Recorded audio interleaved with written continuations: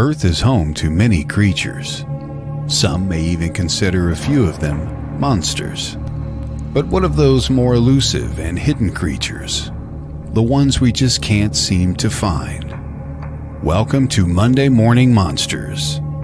Cryptozoologist and paranormal researcher Barnaby Jones talks about the unknown, mythical, undiscovered, and unidentified creatures from around the world, and the people who have seen them, look for them, and research them. Hear from witnesses about their encounters, as well as renowned names in the field about their work and research.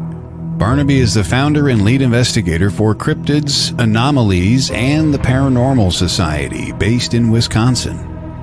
CAPS travels across Wisconsin and beyond looking for connections between different phenomena and how they can all be connected. Now, your host of Monday Morning Monsters, Barnaby Jones.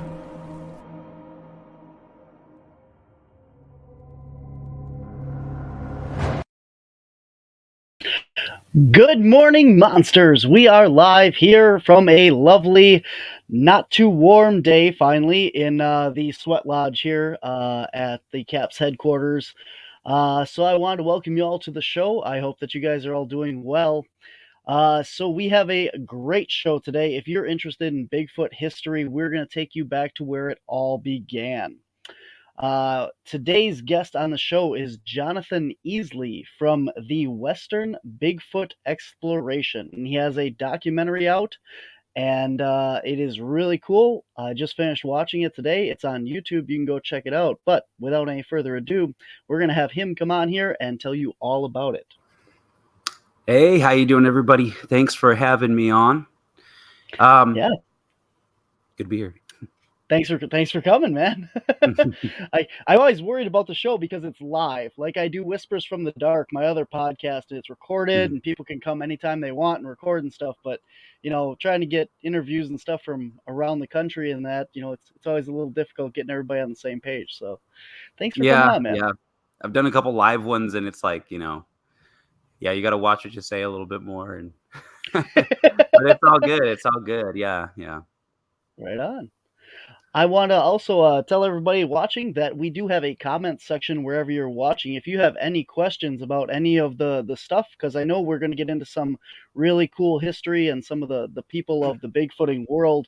And if you don't know something or have a question, feel free to leave a comment and we'll bring it up and see if we can help you out with that. So tell us a little bit about what you do, your background, how you got into Bigfoot and stuff. Well, I've been doing this for about almost 10 years. And I'm always really reluctant to use the term researcher, I guess, because there's so many implications attached to that. Like researcher, this guy thinks he's, some sort of special ops guy headed out into the field. Or I don't know. People make a big deal about it. So I guess we go with enthusiast. I don't know. But I was just started to, I was always into the subject as a kid. I was more into like UFOs and stuff. But, Bigfoot's a thing that you can find in the woods, that you can head out and go camping, There's a lot of people that are into like UFOs and space and stuff like that. And that involves like telescopes and other stuff. It's just not my jam. But I got into the outdoors. I got into backpacking and hiking a lot.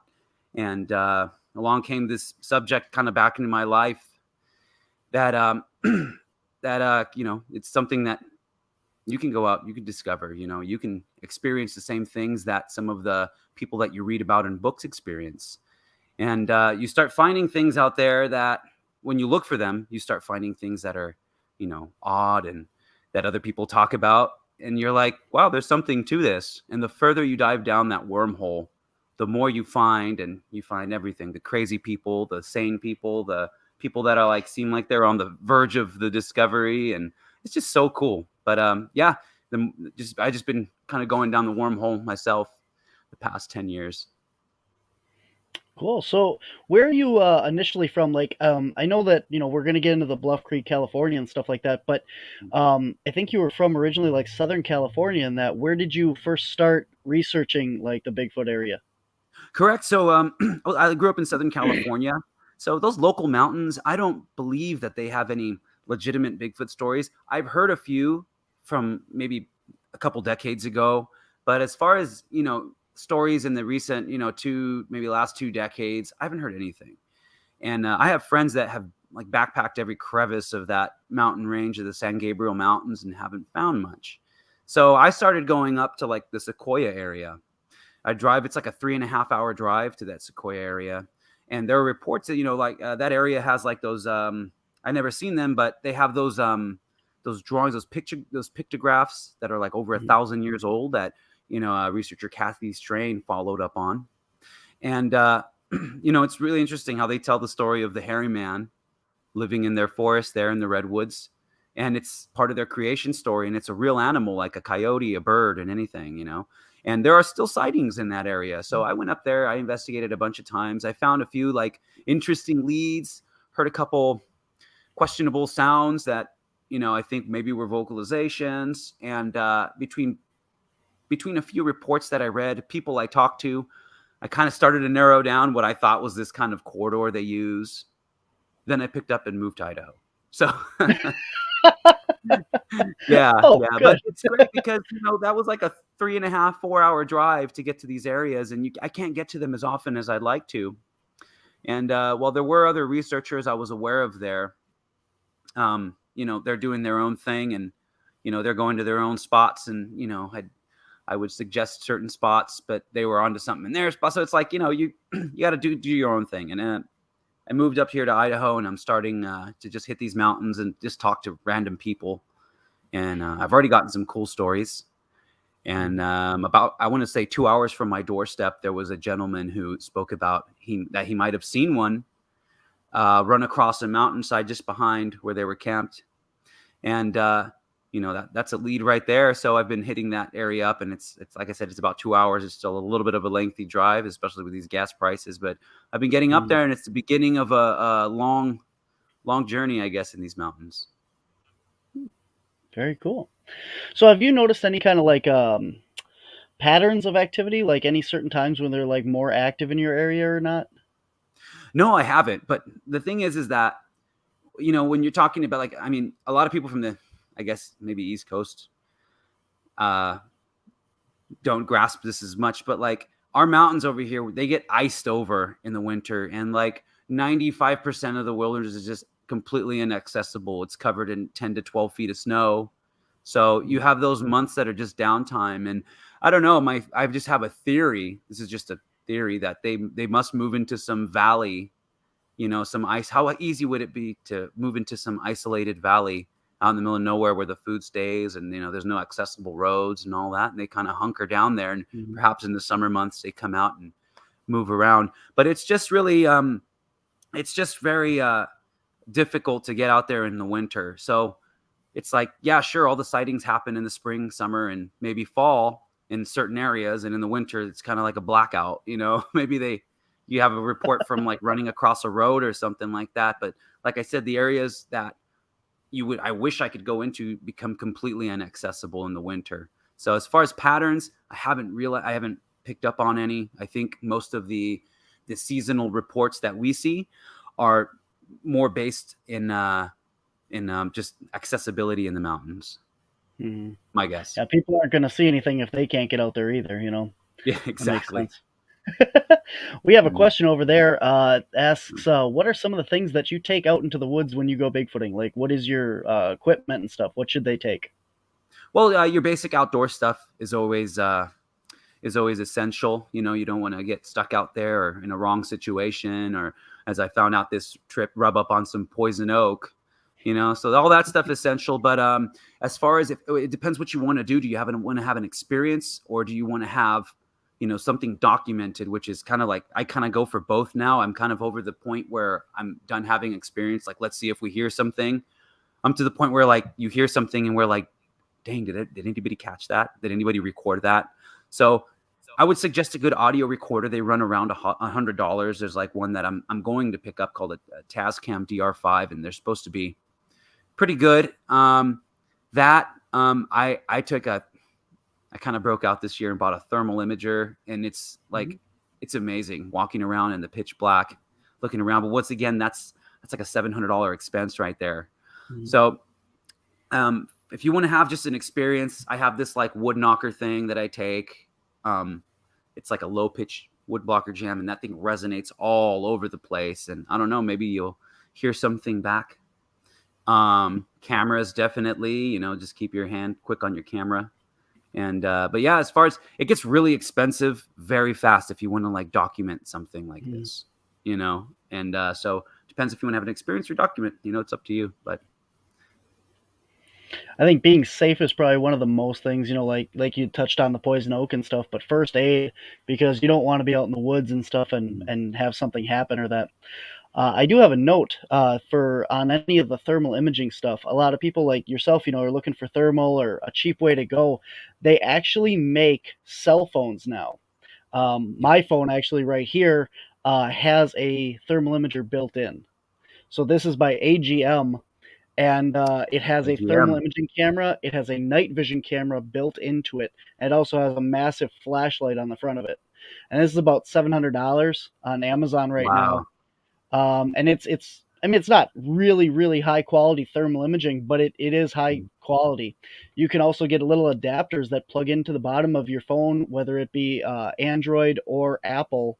And then you can just download an app, and it's an extended little camera device. They sell them on Amazon for a couple $100s. And they right. they're pretty good. I mean, the quality is decent. If you're just going out there once in a while in the woods and you want an easy way to do it, Cat, like Caterpillar. Also, Mhm. I used to have two of their phones, and those had thermal imaging, but their new 5G one isn't out yet. So I switched over to the AGM phone because it has the night vision. I can see Yeah. in pitch black. It has full IR built into it. So So is that something an to think about. attachment that goes onto your phone or the phone itself? Mine is the phone itself. Oh, Like wow. Okay. this is just the actual phone Mhm. itself. That So, is and interesting. like I Yeah. said, they're about $700. This version of it. This is the newest model that AGM. It's an AGM Glory Pro, and it has like little IR lights right in here, and then the IR camera and the thermal camera and a regular camera, a forward camera. It has Gorilla Glass. I've dropped this thing on cement. I mean, it's pretty durable. Yeah. So, Yeah, I know AGM is like this amazing new company. If people haven't heard of it, I was actually showing it to Cliff Brackman. He hadn't heard of mhm. it, and he had a unit there that was like ran around $1,000. That was very good. Um, I picked this up on Amazon for I think like 478 or 578, something like that. And it's called the TM10, and the resolution on it's 256. And I mean, it's amazing. It's amazing. They make their own version. AGM makes their own version of the Scout TK, which is kind of like your Okay. basic starter one, but that Scout TK runs $500, and they make their version of it that's a little bit more user friendly. They make it for about 300 and change. Mhm. So it's a couple $100 cheaper. It's more user friendly. The battery life on it's like 8 hours. It's ridiculous. It's nice. I got the one above that, and it is amazing. Like it's. I mean, if I recorded something step out of the tree line within 100 yards, it would be great. You'd see like hair detail and all that. The Scout TK, you would not see it. I have a video on my YouTube channel that shows a gentleman's encounter. His name's Tay's researcher, Tay Hieronymus.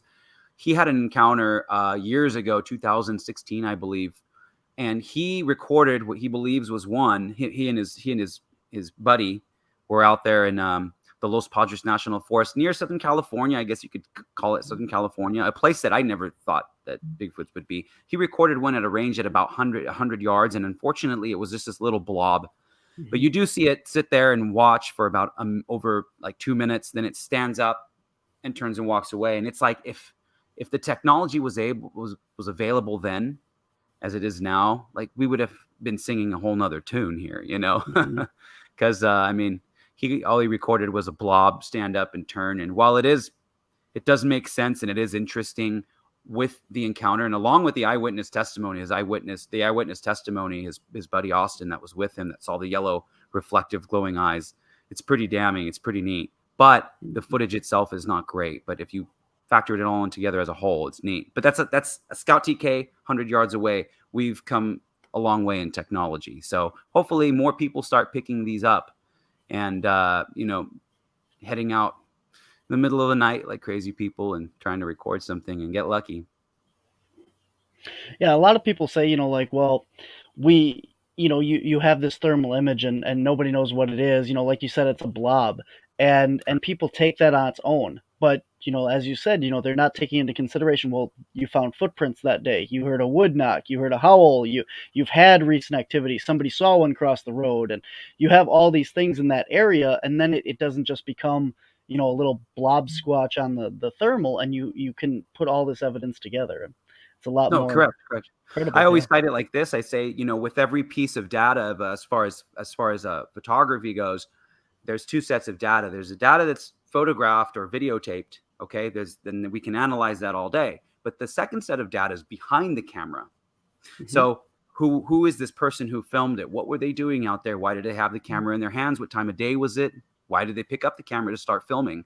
Usually you'll find that second set of data is completely missing. Pictures of blurry trees and oh, look what I filmed. And they show it, they post it online. It's like, well, where were you? And the story stops there. And if you take this complete story, that's why the Patterson Gimlin film is like, it's important to me. Like as far as Bigfoot goes, it's so real because the further you dig, the more real stuff you find, and the more that you just keep finding this interesting stuff. So yeah, it takes both sets of data in front of the camera and behind the camera to corroborate a story to make it true, for me at least.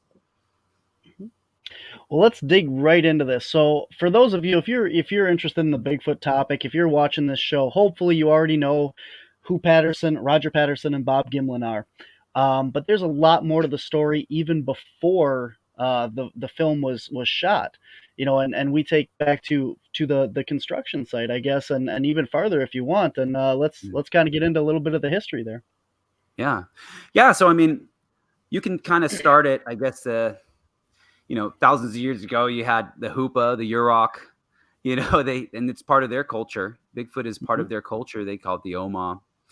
And in the late 1950s, these loggers came into this town and they were given permits to dig into these forests. And a lot of the workers that were picked up were from the Hoopa reservation. So a lot of the people on the reservation had these jobs as loggers, and they started digging roads into this virgin timber. And if you're familiar with this area, if you ever watched like any document, I mean, it is literally endless forest. You can stand on a peak and as far as your eyes can see, it's just endless forest all the way to Canada. It's like with these little cities sprinkled in. It's you're in the middle of nowhere. So they built these roads into this virgin timber, and they show up to work one day, and all their stuff is like just messed up. It's thrown into the creek. Things are tipped over. Other days, it was just small, subtle things like something turned, something not the way they left it. But there were days where you had the oil drums thrown into the creek. You had the bobcats tipped over. So they were showing up, and they had to take. And when you speak to these people, like Jerry Crew's nephew, when you speak to guys, I've heard like Jay Rowland speaks, who was with Jerry Crew when he cast those prints. They were showing up, and it was like, what did this? But also, we have to hurry up and clean this stuff up to finish the job. Like we're starting to fall very behind. The boss isn't very happy about this, so it started to become a daily problem, to where something that left these giant footprints kept messing everything up, and they'd go back to town. Well, we didn't get very far today because we had to clean up our construction site. Well, who did it? I don't know, but there's these gigantic footprints. So you start telling those stories, and people go, "Oh, come on now. What are you talking about?" So there's a gentleman, he was a big game hunter named Bob Titmus. And, he would make plaster casts, and he was kind of the main dude, I guess, of that area. He lived over in a place called Weaverville, which is about an hour from the Willow Creek area.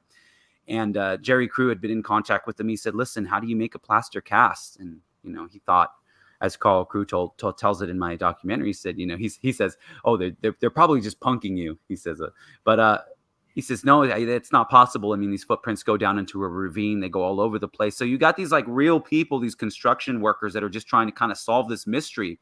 They're not trying to get a story out to people, but they are trying to tell the people back in town, like, "Hey, look, this stuff's really happening." So he makes his plaster casts, and one day he goes to Bob Titmus and shows it, and he's like, "Where did you find this?" And that was kind of the beginning of Bob Titmus's journey into the Bigfoot world. You had guys like Al Hodgson that were central players in the Willow Creek area, where you had all these researchers that would come into town, and they would go, "Well, where do we go?" And Al Hodgson worked in the general store, and he would kind of tell them, "Well, they found prints over here. This crew found this over here."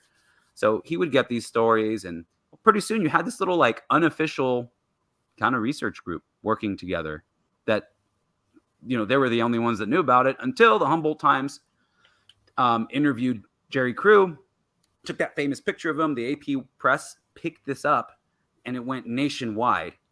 And you had this like, low key, he taught, he was a Christian teacher, and a Sunday school teacher and all that, with this footprint all across the nation, thousands of calls coming into the Humboldt Times, and he's kind of overwhelmed by it.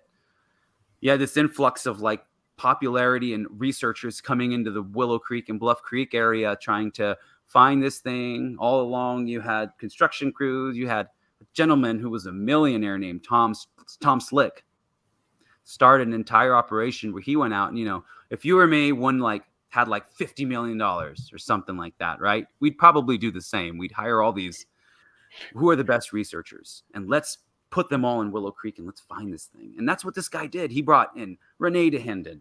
That guy's one of the most legendary Bigfoot researchers, if you're not familiar. He brought in John Green, who was a journalist and followed up on tons and tons of stories, had his own books and plaster casts, and they all came to the Bluff Creek area, set out on this expedition, and they walked away with tons of footprints, lots of problems, and things didn't go so well for that expedition, I feel, from like listening to all the stories.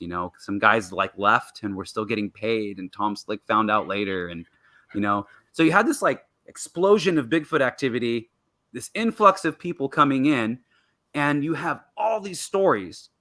And you'd even have like Roger Patterson coming up from Yakima, Washington. He cast a footprint in a place called Laird Meadow in 1964. And, he returned, and it wasn't until 67 where someone, Al Hodgson, had made a phone call to Roger Patterson's house and spoke to Patricia, his wife, gave him the rundown on what's going on. We're finding 3 different sets of footprints. We have a bunch of researchers here. Roger's definitely going to want to come down. Well, Roger and Bob were in Mount St. Helens on their first ever Bigfoot expedition. After he gets that call, they wait like a month because Bob had to like wrap up a job. They go down to Willow Creek and they stay there for a few weeks. And on October 20th, they got lucky. They went to this certain sandbar and that everybody knows and got that iconic footage. And the more you dig into that story, the realer it becomes, which was, I thought it was going to be the opposite. I was a skeptic of the film. I raised all the red flags. I pointed them all out. Roger Patterson was a shisty character and all this stuff. When you dig in, you start to find out like, maybe he wasn't such a shisty character. He was just more of a dreamer, it seems. Reading books that had, detailed accounts of how he was and interviews with him. And, it's just very, very, very interesting. It gets more interesting the more you learn. So, yeah, that's kind of the story of Willow Creek. I don't know if I touched on it correctly, but we'll see. I don't know if I explained it. Very good. I was wondering, like you talk about like, delving into Roger Patterson, Bob Gimlin. I know a little bit about Bob Gimlin as far as like he used to work in rodeos and stuff. Yeah. Like that was what he did before and after, the Patterson Gimlin. Do you know what Roger Patterson was? Roger was in the rodeo too. Okay. From what I understand, Roger was kind of in the rodeo too, and he was kind of a jack of all trades. If you read, there's a couple books. One of them is Chris Murphy's book. Another one is actually, even though I am not a fan of it at all, but Greg Long's book, because it's like a book full of just like defamation of Roger Patterson's character.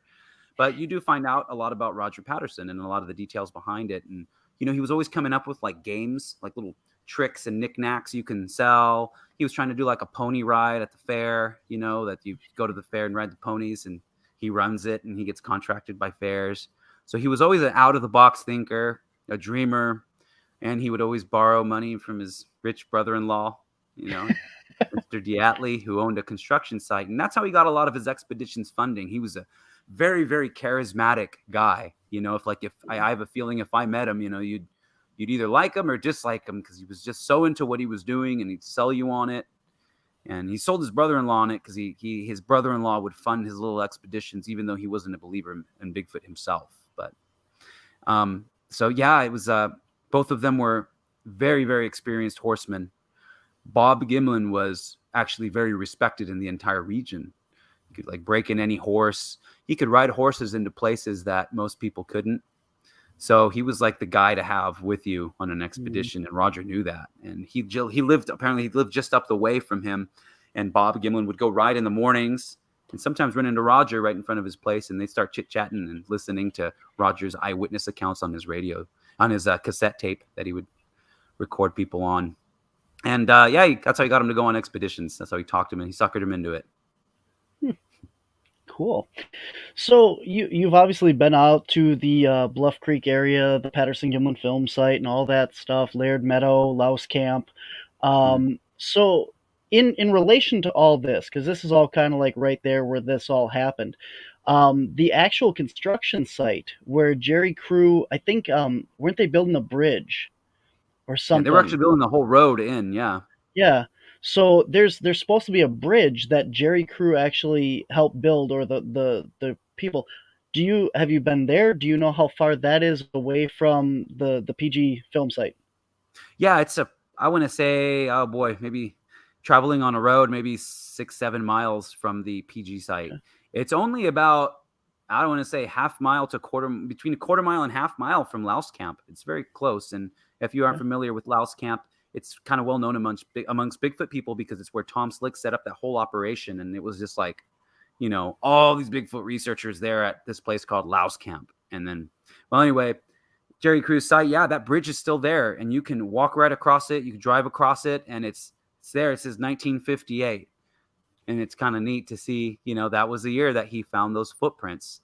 But that road's still there, and the actual spot where he cast those footprints, we stood on because there's a guy named Jamie Wayne. He's with the Bluff Creek Project, and he spoke in detail to Jay Rowland, who was there that day with Jerry Crew.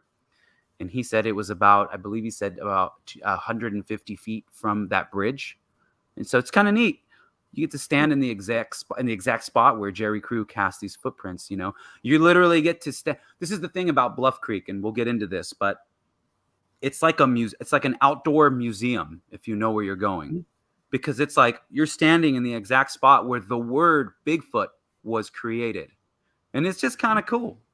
And it's a surreal experience because, you read about it so much. You've heard about it. You see 100,000 stickers that say Bigfoot. And it's like, that's where it came from. The ground you're standing on right there. The place where the oil barrels were thrown in, just right up the creek right there. And you can still go to that same location.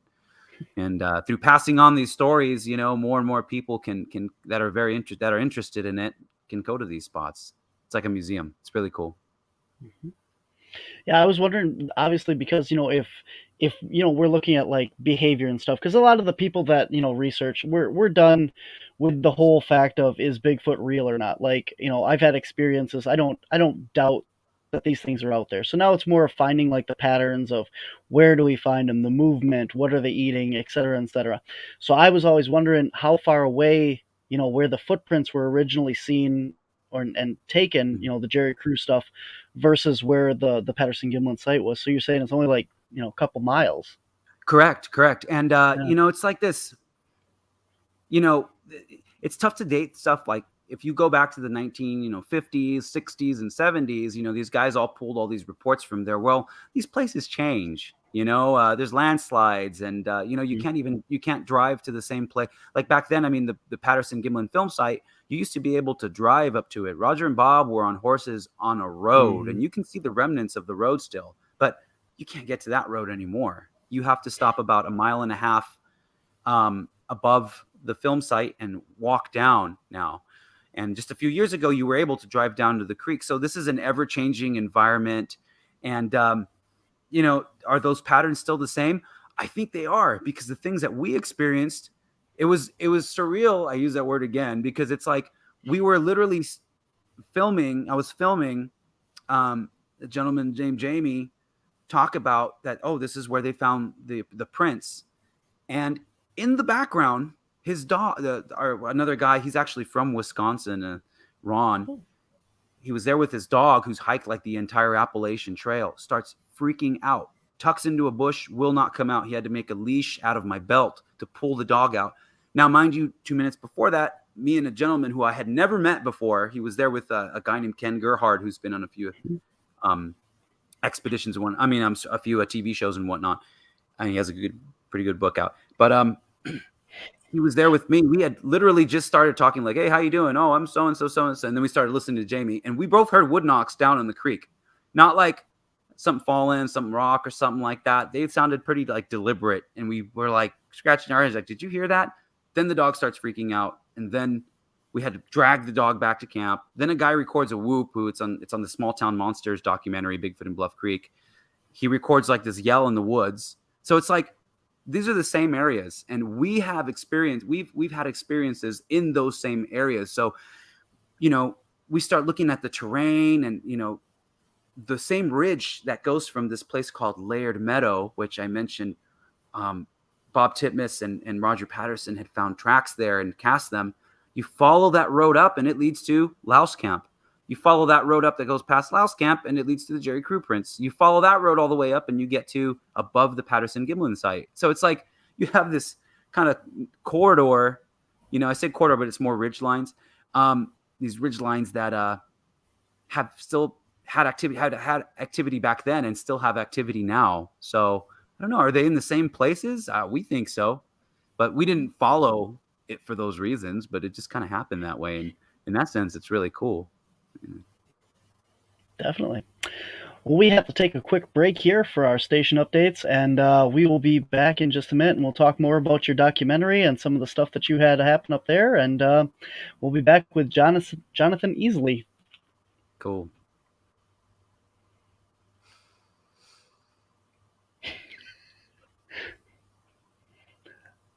Or we won't take a break.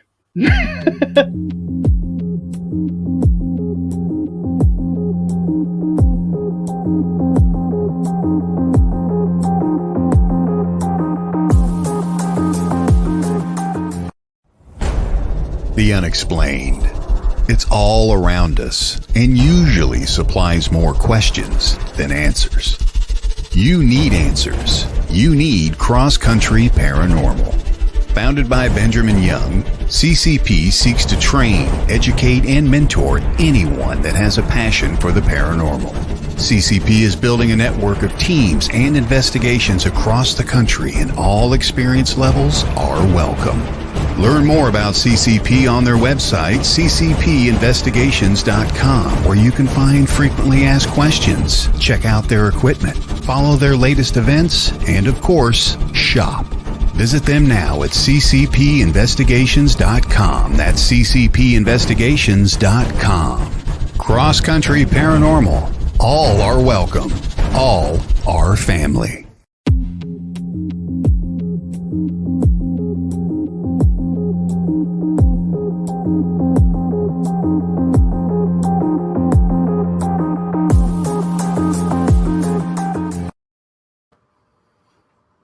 All right, we're back after that random commercial.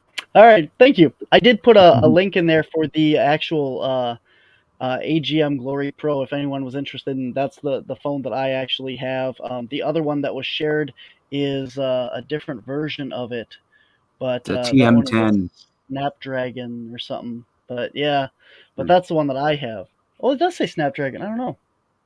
Anyway, that's the one that I have, actually, the link that I shared on there. Thank you.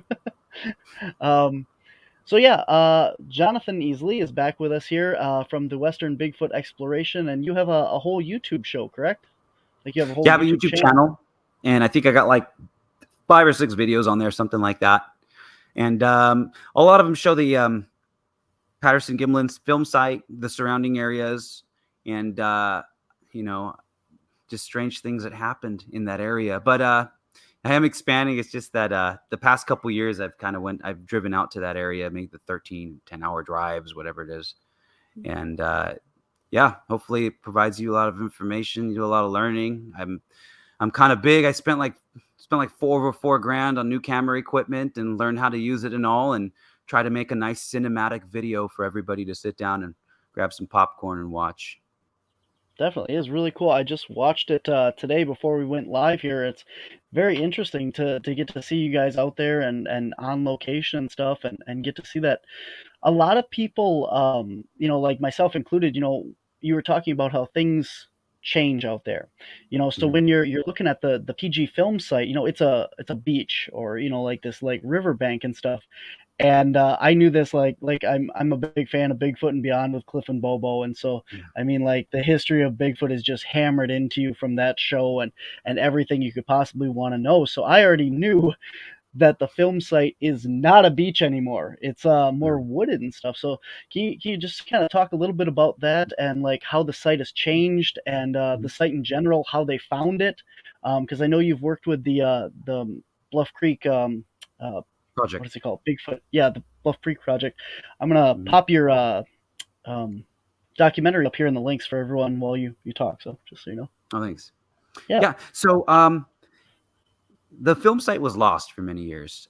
People went there like in the Those on top 80s, of and stuff just themselves. started to change. Yeah. We had something. Sorry. Oh, it's all good. No, so, yeah, over like the people were going to the film site for years after that. You can see some photographs how like trees started to grow and stuff on the sandbar, but stuff turned into like a jungle, and the film site for a long time was lost. And it wasn't until a couple guys kind of got together, I believe it was Steven Sturford and a guy named Ian Carton, at some conference, and it turns out they were both trying to find the film site. Well, it is a jungle back there, and it is thick. Like, you have to, like, if you're not walking on the creek, you're crunching through like a foot and a half of stuff, like sticks and branches and oak and all kinds of stuff. And everything looks the same. My first time trying to find the film site, I went down there. I hiked the river by myself, and I thought I found it, but wasn't sure. Turns out I was about 100 yards away from it. I was so close. But if you don't know what you're looking at, you won't recognize it anymore. It doesn't look like when Patty walked across there. It's not that nice sandbar. It's completely overgrown now. But the Bluff Creek project guys took years of going down there over and over and over, and they found it. They found the stumps in the video. They found the trees in the background. They found the same angle that Roger was standing at, and you can actually, and it's so amazing because like you're like, oh, this is the film site. Like, this is it, really? And when you stand where Roger knelt to film that iconic frame 352 where Patty looks back, it comes to life. Like, all these trees and stuff kind of disappear in your imagination, and you see that stump exactly where it is in the video. You see that tree exactly where it is. And it hits you. Wow, Roger was pretty close to Patty. He wasn't far away like we all think. We see that 352 frame where she looks back, and it looks, this big, and Patty's this big, right? Well, I think as kids, we've all done it where we had those wind-up cameras, the disposables or whatever it was, with I guess the last ones with film in them. And you'd go, oh, cool, you're at an air show or something, and you take a picture of this airplane, and then you develop it, and you look, and the airplane is like this little blip in the sky, and it's like, well, that's not how I saw it. It was a lot closer. That same thing applies to how Patterson recorded Patty. He was a lot closer than it was, but that camera really kind of makes it look like it's far away. So it hits you like, okay, one, he was really close to Patty. And then you start looking at the course of events that happened. And even though everything's overgrown, you still see remnants of the old road that they rode in on, Roger and Bob. And you can see, Robert Lederman, who is he came out with an excellent book called The Bluff Creek Project. And for a book being about a bunch of guys that just keep trying to find a bunch of stumps and trees, it is extremely entertaining. Because he throws all these little side stories in there. He starts to hear something or a prior experience that someone's had at this location, and it's a huge book. It's like a Bible thick, but it is very entertaining and a smooth read. And well, Robert Lederman was showing me. He goes, I think I found the original stump that they talk about, because the story is that Roger and Bob wrote in. They came across this stump, and behind the stump, something stood up. Roger saw it, started kind of going after it. And this is where the story, I feel like, isn't told in the detail that it needed to be. Because when you hear it in detail, it's amazing. I mean, Bob always made fun of Roger that he wasn't the best, rider, didn't train his horses right, kind of like that cowboy heckling amongst friends. So Bob's horse, when this thing stood up and they both saw it, Bob's horse stayed perfectly still. Roger's horse Peanut completely went crazy and fell on top of him. He crushed his like ankle in the stirrup, hurt himself, managed to still grab the camera, got out of it. These are once again like from falling off a horse and stuff so many years in the rodeo. I guess it becomes second nature, right? Pulls out his camera. This thing stands up, and when you go to the film site, you see the distances. That's what's most important. And it's like, wow, they weren't very far away. Patty's walking off, and you see, you always hear, oh, Roger chased her. Okay. Roger chased her a long way. You know, he must have ran 30, 40 yards chasing her. In that course of events, you don't see it. You don't see it archived kind of in the timeline of the film that you see, because when Roger, he first stands and films her, and you get those really clear shots where you see Patty's foot come up, and you can count all 5 toes, and you see the muscles, and you see a little bit of a butt crack there. You know, then it gets blurry again. Well, when he runs across the creek, the camera actually flipped on and off 6 times. They can see that from the reels, that there's like little missing reels, you know. And when he runs across, he runs down an embankment, across a creek, falls over on his knees, gets back up, goes back up an embankment, finally kneels down. They think he kneeled down or got on one knee, and he had a pistol grip, they say, on his camera, and he flipped it, and that's when you start to see frame 352. So the time that elapsed between those first camera shots and frame 352 is a lot longer than people imagine. And when you're there at the film site, it hits you because you're like, oh, he ran from way back there because there's this stump that Patty stood up from. And the story kind of starts to make more sense. And all of a sudden, it's like he didn't just stand here and film Bigfoot walk across the sandbar. Like, he fell, he got up, he chased her, camera flips on and off, down the creek, up to an embankment, kneels down, films her walk off, runs out of film as she walks through there, you know. And, you know, Bob Gimlin, he tells his account. I'm sure you're very familiar with it, which makes perfect sense with what happened with Roger. And they both tell the same story. And, you know, anytime you have like a eyewitness account or story and there's 2 people involved, you have to think of like the dynamic of it. Like if they're lying, they'd have to like sit down and plan this out. You know, try making up a story with your friend and sticking to it to the T. And then when you hear them interviewed in like Sasquatch Archives channel, who have Roger and Bob explaining it like a week after, like, I mean, they sound like they saw something. You know, they both tell the same story, and Bob's still telling it today. And you know, once you're there at the sand, like I said, today you're there and it's a jungle, but it comes to life and you realize what really occurred there. Very cool. So how far away from, you know, so you were there, so how far away from where he first started filming to where she was, how far do you think that is? Oh man. Like how far away was he from her? Oh, the Bluff, I forget my numbers, but the Bluff Creek project has it pretty down, and it was something like 40 yards. It was pretty close. Okay. Pretty close. That part of the creek is a little bit narrower than the sandbar part. So when they first saw her, had he already been filming, oh, it would have been a whole nother story. You know, it would have been, you would have seen the face in high detail and all that stuff. And she actually turned and looked at them 3 or 4 times. So I'm thinking 30 to 40 yards. And now where Roger knelt down and looked over at Patty, and Patty looks back at him. I mean, I made it a point and like stood up and was like, look at this. I can run there and stand in Patty's position in about 4 seconds, you know? So I don't know, 50 yards. It's very close. It's a lot closer than maybe less. I don't know, but it's a lot closer than you'd think. And they're walking on sand too. So like everything's a little slower. It was like, you know, you have this really fine sand that thank God it happened there, because the footprints were pristine, which is another thing. Like if you were, we'll go into like if he built a suit or not, but he didn't build, there's no way you could build a suit like that.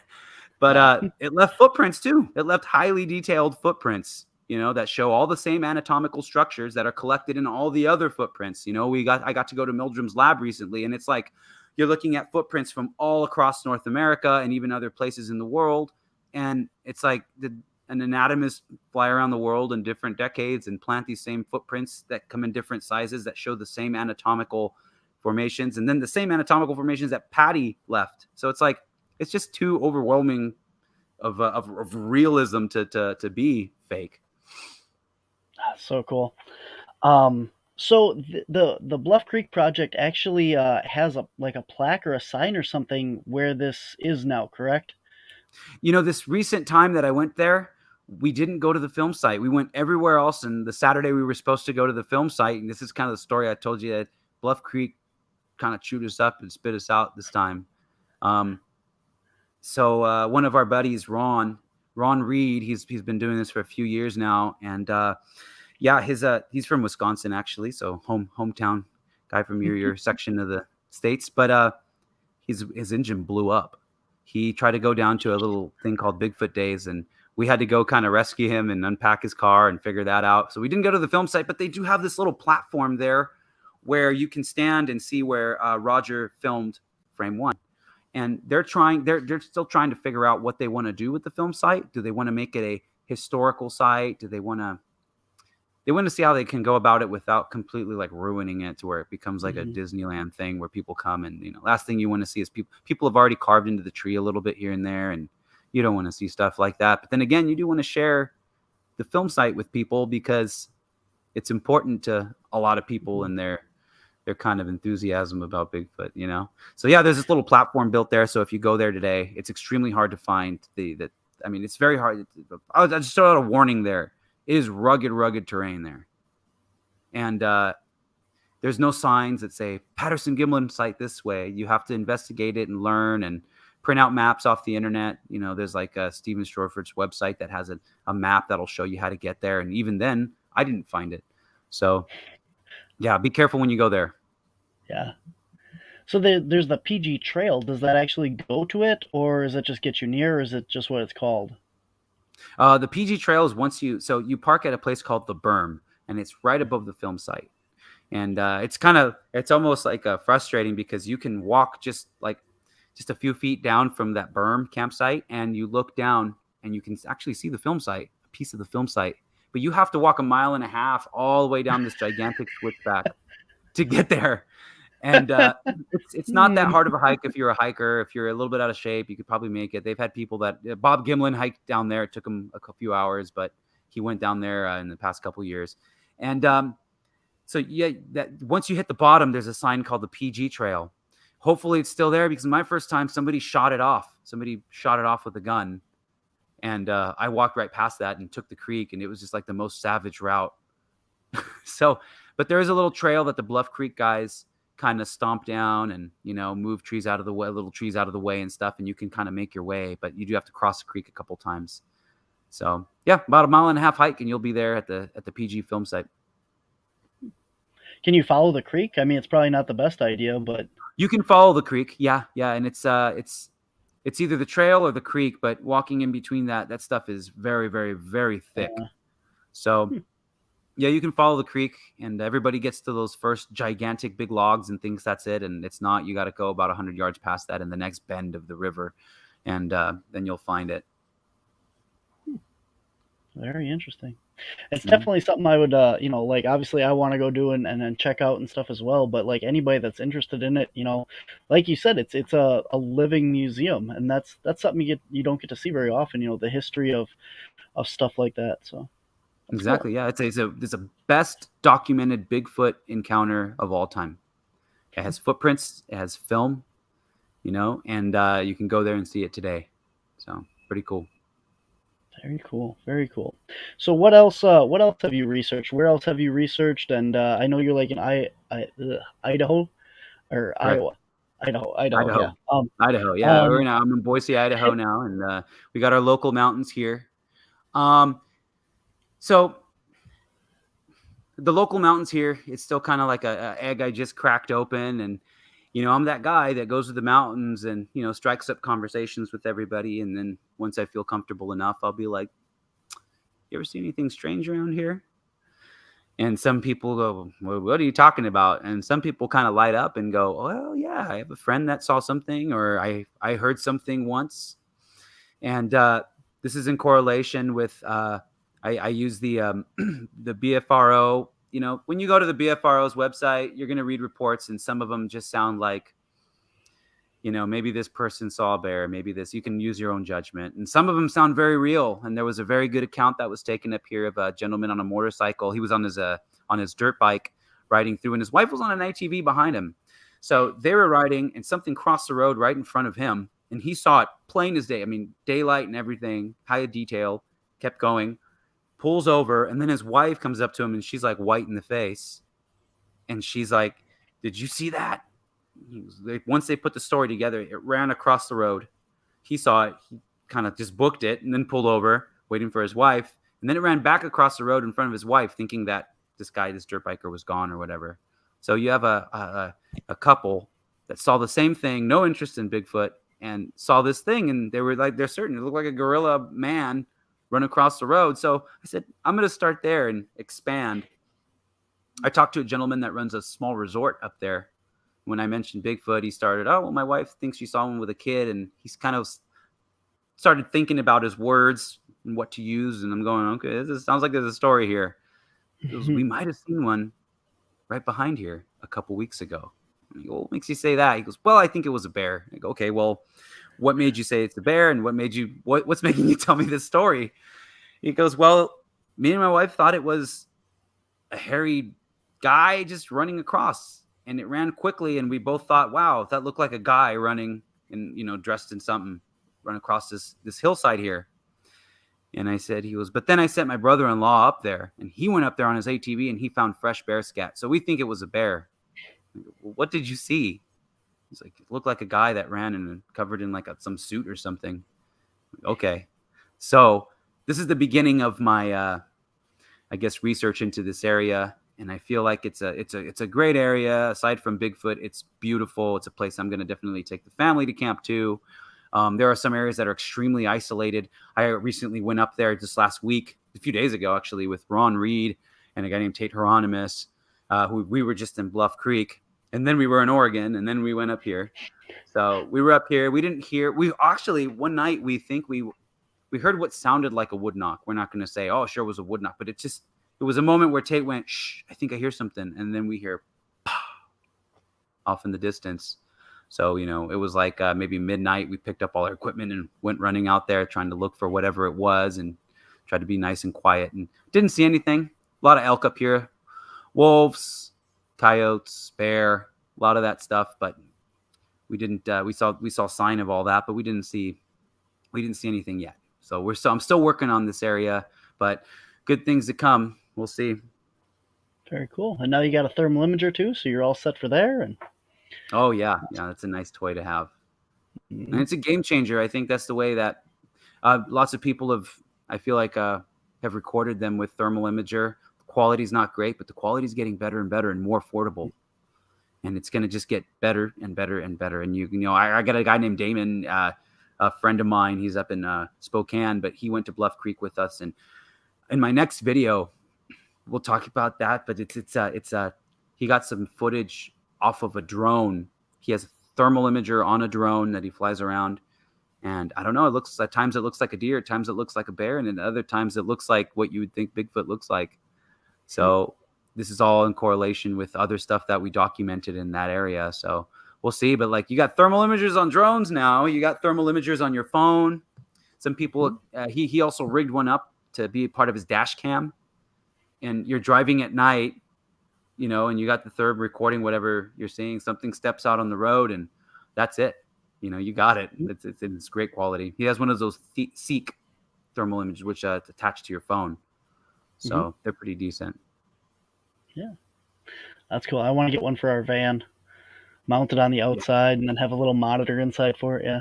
At least you'll see the deer so you don't hit them. So that's a plus. No, exactly. Yeah. If it does nothing else. And another thing, as you said there with the dash cams, I know Cliff Barrickman is a huge advocate of that. With as many people as out driving, I don't know the exact percentage, but a fair amount of the Bigfoot sightings anywhere are road sightings, like crossing the road. And if anybody has, if you're out in any area, if you're interested in Bigfoot and you don't have a dash cam, I mean, there's something wrong with you. You should definitely have a dash cam to document. I mean, you can get them for $40-$50 for a cheap one. Yeah. If you want a good quality one, I mean, I have a pretty decent one that I think mine was like just around $100, but I mean, you can get them all different price ranges, and at least you have some evidence of it. And it's recording all the time as you drive, so even if you're in an accident, it serves a lot of purposes. And I mean, that's probably going to be the next, PG footage is probably going to come off of a dash cam somewhere. So when I went to Cliff's Museum this recent time and had a conversation with, that was one of the first things they asked me. Do you have a dash cam? I said, I actually do. My wife got me one. It films in 1080p. It's a rear and a front one, and it took me 30 minutes to install and to rig up. It's not that hard.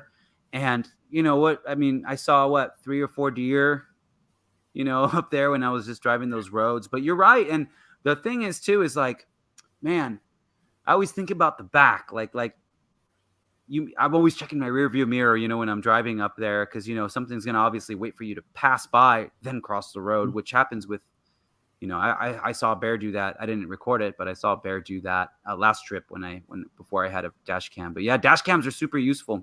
I think you're correct. There's so many accounts. Oh, it just ran across the road. You hear that? I mean, look at the BFRO reports. It's like, I feel like half of them are road crossings. If 10% of those people had a dash cam, we'd be singing another tune right now. Yeah, my team is taking it a little bit further. I have a van, and it has a roof rack, and on the roof rack I have a security camera system. So I have a camera facing forward, along the driver's side, along the passenger side, and out the rear. So if anything is in the woods around there, I have it on 4 angles, So, dude, that is awesome. Yeah. That's the way to go. Yeah. Yeah. But I mean, for researchers, that's man, spending all this money on all this stuff, Yeah. All right, man. Well, I want to thank you for being on the show, and tell everybody where they can find you, your YouTube page, you have a website or a Facebook or anything like that. So I have a YouTube page. You can find it at Western Bigfoot Exploration. Like I said, I got about 5-6 videos up there. One of them shows a guy's actual thermal footage. Not the greatest footage, but when you hear the story all together, it's a true Bigfoot account, in my opinion. I think that's what they saw. I also have a Bigfoot of Humboldt that we talked about, which I interviewed Jerry Crew's nephew, and has a lot of historical stuff. But we also heard some strange stuff up there. We heard some very strange things. And please take a listen. Please watch that. See what you think. There's like this sound that we still can't identify, and no one can. It's like this champagne bottle opening after a branch was thrown. So check that out. But also, I have my Instagram page, and I just have a lot of neat pictures up there. And I do a lot of people like these like one photo blends that I do of the actual film site today that we talked about. And there's a frame that I put of Roger Patterson's frame, and I lined it up as best I could, and looks pretty good. I'll have a new video out in the matter of a couple months, because data is still rolling in, from audio we recorded up there this recent time that we thought was like a bear roaring.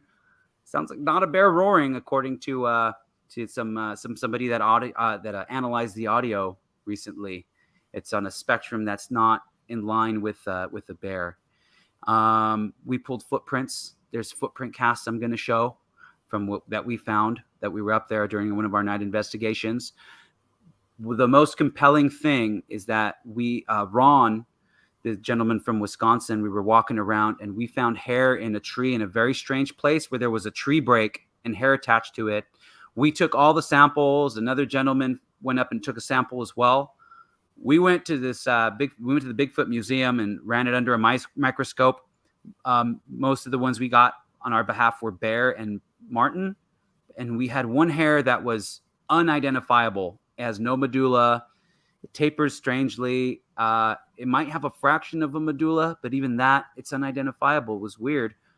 We went to Dr. Jeff Meldrum's office. I got to meet him and speak with him. And I'm an MRI tech. I'm super into like anatomy. So that was like Disneyland for me, looking at the prints and just talking about the dynamics of a human foot versus a chimp foot versus a Bigfoot foot. He also took a look at the hairs, and we kind of came to the same conclusion. We don't know what it is. And hair identification is, although it's not their area of expertise, it's something that they look at a lot, and they couldn't identify this hair. I'll show all that stuff. And they'll keep up with that. Follow that. It's pretty fun. Yeah. And that's all going to be on your YouTube page. On the YouTube page, correct. Yeah.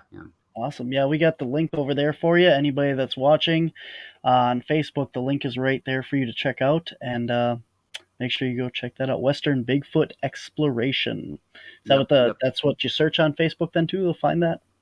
or not Facebook. Do you have a Facebook page for that? I don't have a Facebook page for that. No, Okay. no. I just do Instagram, and that supplements my YouTube page, and Okay. that's all the social media I really want to keep it at. Understandable. All right. Well, thank you very much for being a guest on our show today. It was really interesting. I love your documentary. Anybody that's interested in, the Patterson Gimlin site, Bluff Creek, Louse Camp, I'm missing one, Laird Meadow, and like Jerry Crew and stuff like that. Definitely, if you get a chance to go check it out, and if you can't, go watch the documentary. I do. You were talking about the overlay picture, and I did see that of the original picture versus what it looks like now is in your documentary, and I thought that was really cool to be able to see that as well. So Yeah. anybody that's interested, you can see that as well. Yeah. Yeah. Go ahead. Thank Whatever you had to add. you. Oh, no, nothing. Yeah. I hope you guys enjoy it. I try to make it in like a nice cinematic way, and for everyone to enjoy. So, yep. That's definitely like being right there with you guys. So you definitely hit the nail on the head with that. So Oh, cool, man. Thank you. from being out in the woods and doing our own documentaries and stuff, it was very reminiscent of that. And I felt like, very similar to what we do. So Yeah. Cool. Nice. All right, guys, thanks for watching this week's episode. I want to, let you know this coming Monday on Monday Morning Monsters next week, I have Timothy Renner on the show. He is the host of Strange Familiars podcast, and he is a co-author of the book series Where the Footprints End. Very good author, along with Timothy Renner is going to be on the show, and then Joshua Cutchin is the other author of Where the Footprints End, and they talk about the Fae and Bigfoot connection. So that's going to be next Monday on Monday Morning Monsters. And if you're in Wisconsin, you want to come see the Caps team, we are going to be at UFO Days in Elmwood, Wisconsin this coming weekend. We'll be out there catching up with you guys and hopefully interviewing you on some UFO encounters that you have, because as you know, we're working on a UFO documentary for next summer. So again, today's guest, Jonathan Easley, the Western Bigfoot Exploration. Thank you for being on the show. Thank you. All right. We'll see you next time, guys. We'll see you out there.